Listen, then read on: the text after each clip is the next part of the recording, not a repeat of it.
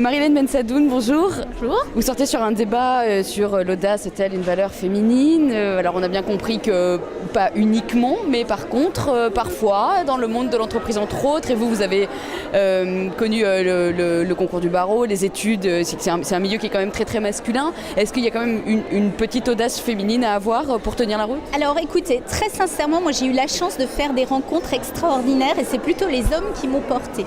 Mais je me souviens, en sortant de l'école du barreau, lorsque j'ai voulu entrer dans un grand cabinet d'avocats, j'ai dû faire preuve d'audace parce que la personne qui me recrutait, qui était l'un des partenaires de ce cabinet, m'a dit, voilà, vous êtes petite, vous avez 25 ans, vous en paraissez 15, vous voulez faire du contentieux, quand on va vous mettre un avocat d'1m80 avec une voix portant et 20 ans d'expérience, comment allez-vous faire pour pouvoir lui répondre et plaider et convaincre?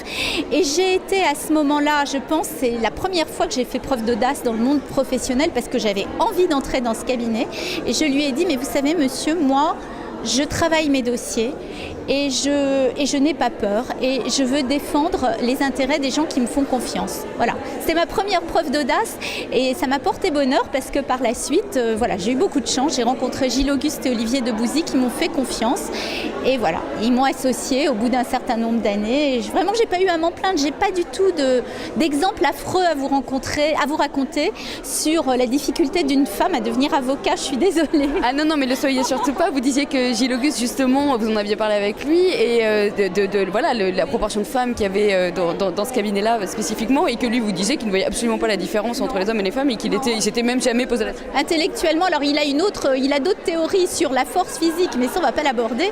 Mais en tous les cas, intellectuellement, il considère qu'avoir affaire à un homme ou à une femme, ça ne lui pose absolument aucune difficulté.